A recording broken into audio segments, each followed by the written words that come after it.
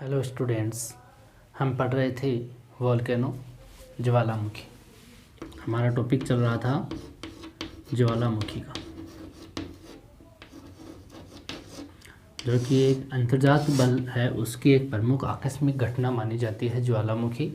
हमने ज्वालामुखी के बारे में देखा कि ये जो ज्वालामुखी होती है, ये जो धरातल होता है उसके छिद्र से इसके अंदर से लावा, मैग्मा और पत्थर के जो टुकड़े निकलते हैं, जिनको हम ज्वालामुखी कहते हैं, जिनकी संरचना भी हम पढ़ी थी। संरचना के अंदर उसका जो पिच्छक वाला भाग है, यानी उसके जो नली है, उसमें से उसके जो मुख है, उस नली का मुख या वीवर बोलते हैं जिसको, उसमें से तरल पदार्थ, गैस और ठोस पदार्थ बाहर आता है लावा के रूप में। तो हमने इन जो संरचना में जो पदार्थ बाहर निकलते हैं धरातल से, उन पदार्थों के बारे में हम चर्चाएं कर रहे थे, जिसके अंदर हमने इसके जो प्रमुख रूप से 3 प्रकार के जो तत्व निकलते हैं, उन तत्वों के अंदर हमने गैस की बात कर ली है। हमने कहा कि यहाँ जो गैस निकलती है उनमें सबसे ज़्यादा जो जल वाष्प है वो निकलता है, जो कि ऊपरी वायुमंडल में जाकर के ठंडा हो जाता है और यहाँ पे मूसलाधार वर्षा करता है। यहाँ इसके अलावा भी कई प्रकार की जो प्रज्वलित जो गैसें होती हैं उनकी भी हमने चर्चाएं की हैं। हाइड्रोजन सल्फाइड, कार्बन डाइऑक्साइड और सल्फर डाइऑक्साइड और कार्बन मोनोऑक्साइड, इस प्रकार की जो गैसें हैं वो ज्वालामुखी के माध्यम से पृथ्वी के आंतरिक भाग की जो गैसें हैं वो इस ज्वालामुखी के माध्यम से धरातल पर या ऊपरी वायुमंडल में आ जाती हैं। ये हमने चर्चाएं कर ली हैं। इसके बाद में जो दूसरा प्रकार का जो पदार्थ है, जिसको हम विखंडित पदार्थ या ठोस पदार्थ कहते हैं, उसके हम बात कर लेते हैं। यहाँ पे दूसरा, पहला तो हमने क्या बात की थी, गैस की बात की। अब दूसरी जो बात कर रहे हैं वो विखंडित पदार्थों की कर रहे हैं। विखंडित पदार्थ, या यूं कहें कि ठोस पदार्थ। ठोस पदार्थ, ठीक है। ये जो ठोस पदार्थ होते हैं ये पृथ्वी के आंतरिक भाग से, यानी कई अनेक प्रकार के टुकड़ों से के रूप में हम देखें तो ये बाहर आ जाते हैं। यानी ज्वालामुखी उद्गार जहाँ होता है, मैग्मा का जो उत्सरण होता है, उस उत्सर्वण के साथ में जो निकलने वाले आंतरिक भाग में जो चट्टानी टुकड़े हैं या कई प्रकार के जो बड़े टुकड़े होते हैं वो बाहर आ जाते हैं धरातल पर, यानी पृथ्वी के आंतरिक भाग से धरातल पर आ जाते हैं। तो इसमें कई प्रकार के ऐसे तत्व हो सकते हैं, जिसमें हम एक एक तत्व की बात करते हैं। सबसे बड़ा जो तत्व होता है इसको कहते हैं पायरोक्लास्ट। क्या कहते हैं? पायरोक्लास्ट। यहाँ इसके अंदर जो तत्व निकलते हैं इनकी हम चर्चाएं करेंगे, और उनके जो आकार हैं, उनके अंदर जो उसका व्यास है, उनकी हम चर्चाएं करेंगे। तो आप इनको ध्यान से देखना, सबसे छोटा और सबसे बड़ा की ओर चलेंगे। सबसे बड़ा कौन सा है? तो इसमें पायरोक्लास्ट। ये जो चट्टानी टुकड़ा है, जो बड़ा टुकड़े के रूप में ये धरातल के ऊपर आता है, ये सबसे बड़े टुकड़े माने जाते हैं निकलने वालों में, सबसे बड़े टुकड़े। इसके बाद में दूसरा यहाँ लिख सकते हैं हम, सबसे बड़े टुकड़े, या यूं कहें निकलने वाले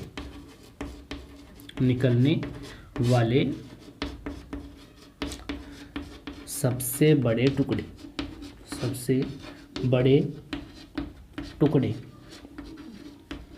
समझ गए बात? यहाँ पर यूँ कह सकते हैं। दूसरा जो होता है वो बम नाम से होता है, यानी ये जो बम है इसका जो व्यास होता है वो 6 से 7 सेंटीमीटर का होता है। 6 से 7 सेंटीमीटर आप अंदाज़ा लगा सकते हो कितना है। 6 से 7 सेंटीमीटर से 1 मीटर व्यास वाला जितने भी बड़े टुकड़े होते हैं वो सारे के सारे बम कहलाते हैं। यानी यूँ कह सकते हैं 6 से 7 सेंटीमीटर से 1 मीटर व्यास वाले टुकड़े। समझ गए? यहाँ पे जैसे कोई चट्टानी टुकड़ा है, ये पत्थर है, समझ गए बात? अब इसका व्यास कैसे होगा? ये तो देखिए, ये वर्त होता है, ये व्यास होता है इसका, ये तो हो गया व्यास, ठीक है। ये इतना भाग होता है, ये होता है अर्धव्यास, पूरा होता है व्यास, ठीक है। ये अर्धव्यास को त्रिज्या भी बोलते हैं, तो आप इसको ध्यान में रखना। तो 6 से 7 सेंटीमीटर से लेकर के 1 मीटर जितने व्यास वाले जो चट्टानी टुकड़े होते हैं उनको यहाँ पे बम कहा जाता है। क्या कहते हैं? बम कहते हैं, ठीक है। फिर इसके बाद में जो अगला जो टुकड़ा है उसको लेपिली कहते हैं, यानी इनसे छोटा होता है लेपिली। इसका जो हम आकार देखें, लेपिली का जो आकार देखें वो बम से छोटे आकार का, यानी मटर का जो दाना आपको देखा हुआ है, मटर के दाने के आकार के जो शिलाखंड होते हैं वो यहाँ इसके अंदर आते हैं। यहाँ कह सकते हो मटर के दाने के आकार का शिलाखंड यानी चट्टानी टुकड़ा।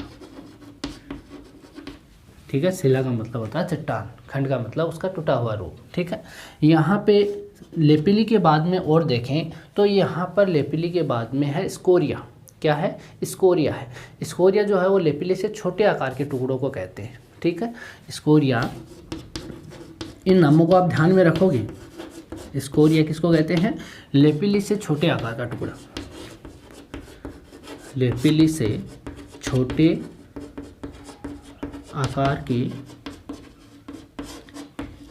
आकार का टुकड़ा कह सकते हो।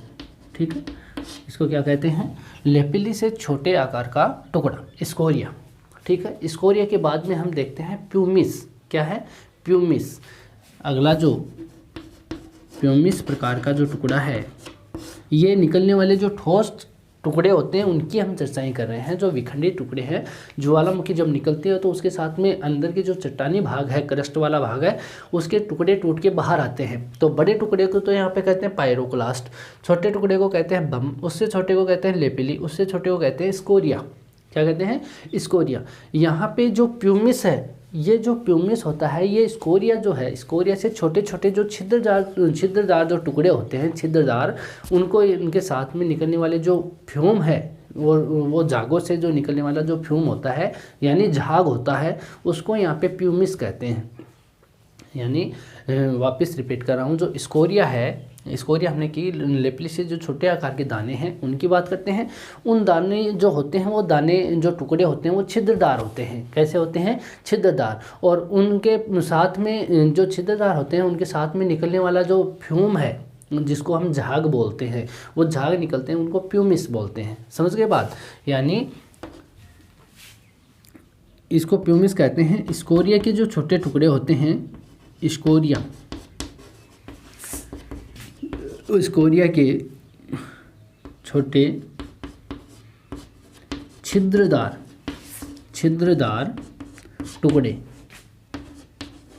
टुकड़े तथा उनके साथ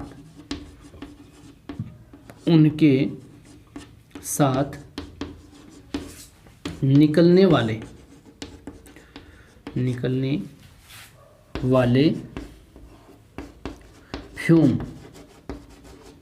फ्यूम का मतलब होता है झाग, को प्यूमिस कहते हैं।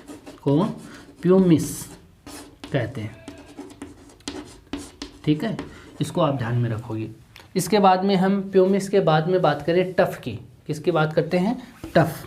इसके बाद में अगला जो छोटे रूप में, दानेदार रूप में टफ होता है, वो जो ज्वालामुखी धूल और राख होती है। ठीक है, यहाँ पे ज्वालामुखी और धूल जो होती है और राख होती है, और लेपिली जो है, लेपिली जो था, लेपिली वाला मटर के दाने के आकार का जो शिलाखंड था, उसके अंदर जो पानी जम जाता है तो उसे हम टफ कहते हैं। अगर पानी के अंदर अगर वो जम जाए, क्या क्या चीज़, एक तो धूल जम जाए, एक राख जम जाए, और एक मटर के आकार के जो दाने होते हैं लेपिली, ये पानी में जाकर के जम जाते हैं, तो वहाँ के वो क्षेत्र होता है जमा हुआ, उसको हम टफ कहते हैं। क्या कहते हैं? टफ कहते हैं। ध्यान देना, वापस रिपीट कर रहा हूँ। ज्वालामुखी राख व धूल प्लस लेपिली ये जाकर के पानी के अंदर जम जाएं तो टफ कहलाते हैं। ठीक है, यहाँ पर यूं कह सकते हो आप कि इनका सबका जमाव यानी मिला जुला रूप जो होता है उसको हम टफ कहते हैं। फिर हम बात करते हैं ब्रेसिया की। किसकी बात करते हैं? ब्रेसिया। टफ के बाद में और अगर हम बात करें ब्रेसिया की, ठोस पदार्थों में ब्रेसिया,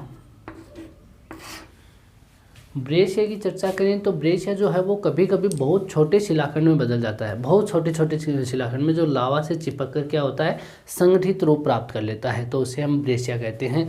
बहुत छोटे छोटे कण होते हैं, जब लावा निकलता है तो वो कण किसके, शिलाखंडों के कण। ध्यान रखना, जो शिलाखंड है उनका बारीक कण, बिल्कुल बहुत ही बारीक कण होते हैं, वो जब लावा निकलता है तो वो उसके चिपक जाता है। कभी आप देखते होंगे कभी तो आप किसी पाउडर या चूना पत्थर की जो चट्टानें होती हैं, चूना होता है, जैसे हम इस चाक को यूज कर रहे हैं, ये चाक के जो महीन शिलाखंड हैं, जैसे हम कहेंगे तो इस प्रकार के जो ये पाउडर होता है, इस प्रकार के जो शिलाखंड होते हैं छोटे छोटे महीन रूप में, वो शिलाखंड जैसे ही यहाँ पे आप पानी करो या कोई और गीली वस्तु करो तो उसके चिपक जाते हैं, तो वो चिपका हुआ जो रूप होता है उसको हम ब्रेशिया कहते हैं। ठीक है, तो आप इसको भी ध्यान में रखना ब्रेशिया को। और एक होता है ज्वालामुखी, इससे भी छोटा ज्वालामुखी, जो राख और जो धूल है उसके जो बहुत ही बारीक कण, एकदम पाउडर जैसा बहुत ही बारीक कण होता है, वो होता है। तो इतने प्रकार के ठोस पदार्थ निकलते हैं ज्वालामुखी से। यानी वापस रिपीट कर रहा हूँ, सबसे बड़ा जो टुकड़ा होता है पायरोक्लास्ट कहलाता है, फिर बम कहलाता है, फिर लेपिली, फिर स्कोरिया, फिर प्यूमिस, फिर टफ और ब्रेशिया, फिर ज्वालामुखी, धूल व राख। यहाँ पे धूल व राख बहुत ही बारीक कण होते हैं ये। ठीक है, तो ये यहाँ पर इस प्रकार की जो हम कह सकते हैं, आप इनको यूँ भी लिख सकते हो कि एक तरफ यहाँ पे खंडित जो ठोस पदार्थ होते हैं, इनको आप छोटे से बड़े की ओर लिख सकते हो, जिसके अंदर हम लिखेंगे यहाँ पे ब्रेशिया, ब्रेशिया, ब्रेशिया से बड़ा, बड़े का साइन होता है उसकी तरफ मुंह खुला रहता है। ठीक है, इस तरफ बड़े, अगर ये होता तो इसका मतलब ब्रेशिया बड़ा है इनसे। ठीक है, तो यहाँ पे आप लिखोगे ब्रेशिया, टफ, टफ, टफ के बाद में आप लिखोगे प्यूमिस, प्यूमिस, प्यूमिस से बड़ा होता है यहाँ पे स्कोरिया, स्कोरिया, और स्कोरिया से बड़ा होता है यहाँ पे लेपिली, लेपिली, और लेपिली से बड़ा होता है बम, और बम से बड़ा होता है यहाँ पे पायरोक्लास्ट, पायरोक्लास्ट। इन चीज़ों को आप ध्यान में रखोगे। समझ गए बात? यहाँ पे छोटे से बड़े की ओर ज्वालामुखी से निकलने वाले ठोस पदार्थ हैं ये। ठीक है, ठोस पदार्थों को यहाँ पे आप छोटे से बड़े, यानी ये तो आरोही क्रम है और इधर से अवरोही क्रम है, बड़े से छोटे की ओर अवरोही और छोटे से बड़े की ओर आरोही क्रम है। तो ये ठोस पदार्थ होते हैं ज्वालामुखी से निकलने वाले। ठीक है, इसके बाद हम बात करेंगे जो तरल पदार्थ है उसकी। ये तो ठोस पदार्थ हो गए, गैसों की हमने बात की, और ठोस पदार्थों की हमने चर्चाएं कर ली है। जो विखंडित पदार्थ होते हैं चट्टानों के, शिलाखंडों के, उनकी हमने चर्चाएं कर ली हैं। ठीक है, इसके बाद हम किसकी बात करेंगे? तरल पदार्थ की बात करेंगे। तीसरे क्रम में जो निकलने वाले जो पदार्थ हैं उनको क्या कहते हैं? तरल पदार्थ। क्या कहेंगे? तरल पदार्थ कहेंगे। ठीक है, ये जो तरल पदार्थ है, तरल पदार्थ को हम लावा भी कहते हैं। जो मैग्मा होता है, अंदर तो मैग्मा कहेंगे, अंदर तो जो लिक्विड अवस्था में है उसको मैग्मा कहेंगे, जैसे ही वो धरातल के ऊपर आता है उसको हम लावा कहते हैं। तो तरल पदार्थ को क्या कहेंगे? लावा। और ताज़ा लावा जो होता है, ताज़ा लावा है, उसका जो तापमान होता है वो 600 से 1200 डिग्री सेंटीग्रेड होता है। यहाँ पर यूँ कहते हैं तरल पदार्थ, यानी तरल पदार्थ को, तरल पदार्थ को लावा कहते हैं। क्या कहते हैं? लावा। और ताज़ा लावा, यानी ताज़ा लावा होता है जो हाल ही में जैसे निकला हुआ हो, वो ताज़ा होता है। ताज़ा लावा का तापमान जो होता है, तापमान टेम्परेचर जो होता है वो 600 डिग्री सेंटीग्रेड से 1200 डिग्री सेंटीग्रेड तक होता है। यानी इतना तेज़ इसमें टेम्परेचर होता है, कोई भी वस्तु इसके अंदर गिरे वो पिघल जाए। ठीक है, यानी पिघला हुआ रूप इसको आप देख सकते हो, यानी इतना ज़्यादा इसका तापमान होता है। सिलिका की मात्रा के आधार पर लावा को हम 2 भागों में बांटते हैं। कितने भागों में बांटते हैं? 2 भागों में। सिलिका की मात्रा के आधार पर इसको 2 भागों में बांटते हैं। 2 प्रकार हैं इसके। किसके आधार पर? सिलिका के आधार पर, सिलिका के आधार पर, ठीक है। एक तो इसका प्रकार है वो है अम्लीय। कैसा प्रकार है? एक तो अम्लीय प्रकार है, अम्लीय लावा। और एक जो लावा है वो है क्षारीय लावा। कैसा लावा है? क्षारीय लावा। आपको समझ में आ जाएगा। यहाँ पे जो लावा है, तरल पदार्थ निकलता है ज्वालामुखी से, धरातल के अंदर से बाहर की ओर निकलता है। तो ये जो सिलिका होती है, इसमें जो खनिज पदार्थ होता है, सिलिका है, मैग्नीशियम है, एल्यूमिनियम है, इस प्रकार के जो पदार्थ होते हैं इस पे मिले हुए। आंतरिक भाग में जब हम पृथ्वी की संरचना पढ़ी उस समय हमने देखा था कि सियाल, सीमा और निफे जो परतें हैं उनके अंदर सिलिका, एल्यूमिनियम, जो क्रस्ट वाले भाग में सियाल में, सीमा में सिलिका और मैग्नीशियम की प्रधानता होती है, और जो निफे वाली परत है उसमें निकिल और फेरस की प्रधानता अधिक होती है। तो हम कहते हैं कि जो मेंटल से पदार्थ निकलता है उसमें सिलिका है, और इस प्रकार के जो लावा निकलता है, तरल लावा निकलता है, वहाँ पर सिलिका की मात्रा अधिक मिलती है। तो यहाँ जो लावा निकलेगा उसमें सिलिका के आधार पर हम इसको दो भागों में बांटते हैं। अपने को तो ऐसे कैसे पता चलेगा कि लावा ही वो है, अम्लीय लावा है और क्षारीय लावा है, वो भी लावा ही है, लेकिन वो उनके जो गुण हैं उनके अकॉर्डिंग हम उनको अलग कर सकते हैं। जैसे हम कहें पानी भी लिक्विड है और दूध भी लिक्विड है यहाँ पे, तो हम इसको किसके माध्यम से करते हैं? क्योंकि उसके गुण अलग हैं। तो इन गुणों के आधार पर, यानी उसके अंदर सिलिका के जो गुण होते हैं उनके अकॉर्डिंग हम कहते हैं अम्लीय और क्षारीय। तो यहाँ पे अम्लीय किसको कहेंगे? जिसके अंदर सिलिका की अधिकता होती है। वो जो पदार्थ होगा जिसमें सिलिका अधिक होगी, इसका मतलब वहाँ पर वो खनिज ज़्यादा होगा, तो वो पदार्थ क्या होगा? गाढ़ा होगा। जैसे मानो एक तो पानी होगा और एक शहद होगा, तो एक यूँ मान सकते हो जिसमें पानी है उसके अंदर सिलिका कम है और शहद है उसके अंदर सिलिका ज़्यादा है। तो शहद क्या होता है? गाढ़ा होता है। तो ये जो पदार्थ होता है इस अम्लीय के अंदर, तो यहाँ पे कहेंगे सिलिका की अधिकता होती है इसमें, सिलिका की अधिकता, ठीक है। इसीलिए ये क्या होता है? अत्यधिक गाढ़ा होता है, अत्यधिक गाढ़ा। यहाँ पर इसके एक एग्जाम्पल के रूप में हम कह सकते हैं कि एग्जाम्पल के रूप में एक ज्वालामुखी है जिसका पदार्थ निकला हुआ है, वो ज्वालामुखी यहाँ पे अम्लीय लावा के इसको बोलते हैं आ प्रकार का। यानी एक एग्जाम्पल के रूप में आ प्रकार का जो भी ज्वालामुखी लावा है वो यहाँ पे अम्लीय लावा कहलाता है। यानी ये जो निकला हुआ लावा है इसको हम आह बोलते हैं। क्या बोलते हैं? आह, ठीक है। यहाँ पे दूसरे प्रकार का जो क्षारीय लावा है, इसमें सिलिका की मात्रा क्या होती है? कम होती है, यानी सिलिका की कमी होगी, जिसके कारण यहाँ पे जो लावा होगा वो बिल्कुल पतला होगा। यहाँ पे सिलिका की कमी के कारण लावा कैसे होगा? पतला लावा। यह तो गाढ़ा था और ये पतला लावा है, इसमें सिलिका की क्या होती है? कमी होती है, सिलिका की कमी। इसको ध्यान से देख लेना आप। यहाँ पे पतला जो लावा होता है, इस प्रकार का जो एग्जाम्पल हम देखें, यहाँ पे अत्यधिक जो पतला लावा है वो चट्टान का जो रूप होता है वो फैल जाता है, ज़्यादा पतला होगा। तो हम यूँ कह सकते हैं कि पहोई होई प्रकार का जो लावा है, किस प्रकार का लावा? पहोई होई। ये एग्जाम्पल है इनके। ये जो लावा होता है ये पतला लावा होता है, जो कि जैसे मानो यहाँ पे बात करें कि ये धरातल है, धरातल से ये लावा बाहर की ओर निकला, ठीक है, आंतरिक भाग से बाहर की ओर निकला। अगर ये अम्लीय लावा है तो ये अम्लीय लावा निकलते ही यहाँ पे जमता हुआ ऊपर की ओर निकलेगा, यहीं पे जम जाएगा। जल्दी जम जाता है गाढ़ा लावा, यहाँ पे निकलेगा और यहीं पे जम जाएगा। यानी इसकी आकृति उत्तल रूप में ऐसी हो जाएगी। उत्तल रूप में यह पर्वत का या किसी शंकु का निर्माण कर देगा, किसी पर्वत का, ज्वालामुखी पर्वत का या द्वीप का निर्माण कर देता है।